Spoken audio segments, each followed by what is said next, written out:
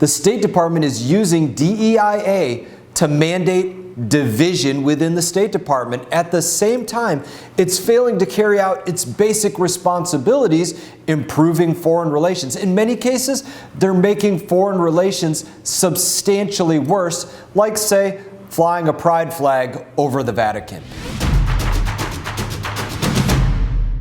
Hey everybody, I hope you're all doing well. I'm here with an update. What's happened in Washington, D.C. this week? We're going to discuss DEI initiatives at the State Department, diversity, equity, inclusion as they call it. We're going to discuss reauthorizing the Federal Aviation Administration and efforts to check the Biden administration's government overreach. It's kind of a weekly theme. Let's get started on all this. Now, first up, Foreign Affairs Subcommittee that I chair, the Oversight and Accountability Subcommittee, held an important hearing on the State Department's budget for diversity, equity, inclusion, and accessibility. Now, after speaking with the witness, Ambassador Gina Abercrombie Winstanley, the first ever Chief Diversity Officer at State, my suspicions were confirmed.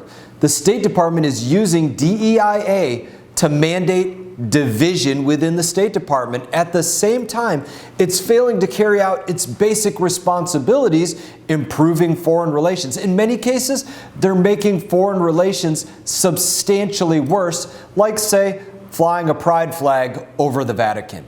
Now, under the guise of promoting diversity, they've taken steps that aren't just un-American.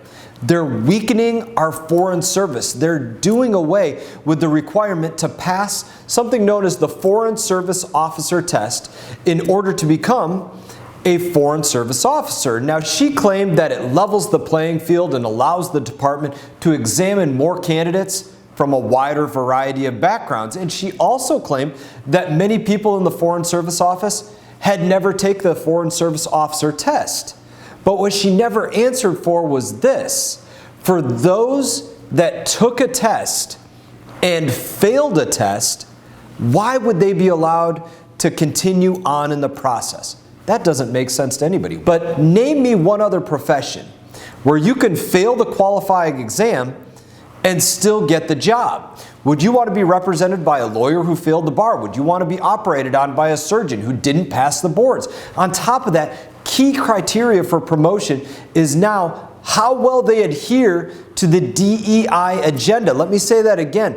For promotion or retention or getting a pay raise, how well does somebody perform DEI? Did you accidentally use the wrong pronouns for the person sitting in the cubicle next to you? You might not get promoted. You might not get retained. Good luck moving up in the state. How well they play the woke game is more important than how well they execute on our nation's foreign policy objectives. The goal of these hearings is to understand the department's justification for its budget request. Let me tell you, after listening to this hearing, I'm not inclined to vote for any funding for the Office of Diversity, Equity, Inclusion, and Accessibility. Now, in addition to serving on the House Foreign Affairs Committee, I also sit on the Transportation and Infrastructure Committee. This week, T&I considered a bill to reauthorize the Federal Aviation Administration, the FAA as most people know it. This is something that has to be done every 5 years, so it's a big bill. Now, after months of major issues with air traffic control, including the first nationwide grounding since 9/11, this was an important opportunity to take stock, strengthen our aviation systems for millions of Americans who rely on it daily, weekly, monthly, whenever they're taking a family vacation. This year's reauthorization is a great step forward.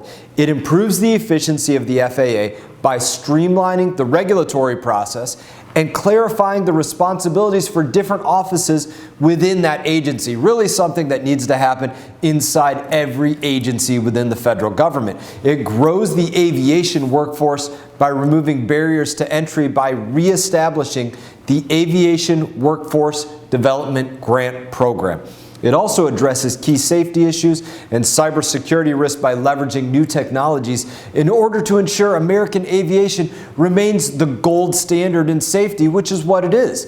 The bill passed the Transportation Committee with bipartisan support, and now it's going to be voted on by the full House So stay tuned on that. Now finally, on the House floor this week, we were focused on ending some of the Biden administration's ridiculous executive actions and overreach. Again, this is a weekly topic. You can't believe what we had to debate this week.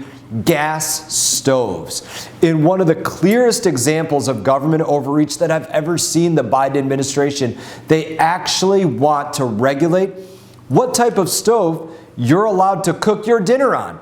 Gas, electric, you name it. Here's an interesting fact. Only 8% of Floridians actually have gas stoves in their homes. So it's easy to say that this doesn't impact our community and it's not worth addressing.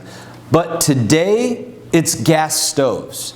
Tomorrow, it's gas grills. And then summertime in Florida with barbecues on the 4th of July and Labor Day and all of the other times that we do it, burgers and dogs on the grill, that's over because they don't approve of gas stoves and then gas grills. This is about ending government overreach, plain and simple. Unfortunately, I don't believe that the Senate is going to take up the legislation that we moved through the House, but the House sent a clear message that we're not going to let this administration regulate everything but the kitchen sink.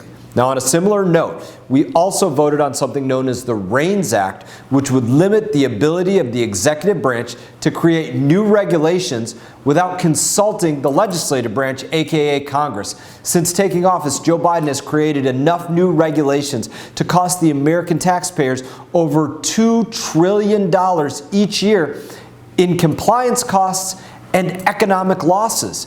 That is ridiculous, and it needs to be reined in. That's why it's called the REINS Act. That's why I voted with House Republicans to pass this bill. It would require every new major rule proposed not in Congress, but proposed by unelected bureaucrats in federal agencies to be approved by both the House and Senate before going into effect. Another time that you could look at this, you remember when the Biden administration wanted to say, listen, if you have a good credit score, you're going to pay more, and if you have a bad credit score, you're going to pay less when it comes to going out there and applying for a home mortgage. That would be another example of federal bureaucrats making policy that costs billions of dollars for Americans, but it never actually go through the legislative process. Those kind of things are what we can get rid of with the REINS Act. Congress makes the laws. The president enforces the laws. He doesn't get to unilaterally create new ones. This is a bill to help us cut through some of that red tape and get back to basic government functions. Now again, I'm not optimistic that the Senate is going to take this up and send it to the president's desk, but I'm not going to quit fighting for smaller, less intrusive government. In that, I hope that you all have a great week. I hope that you have a great weekend. I look forward to seeing you all around. You all take care. Hey everyone, thank you for watching this video. If you enjoyed the video, please click like and subscribe. I will be back on YouTube with more exclusive content, so stay tuned.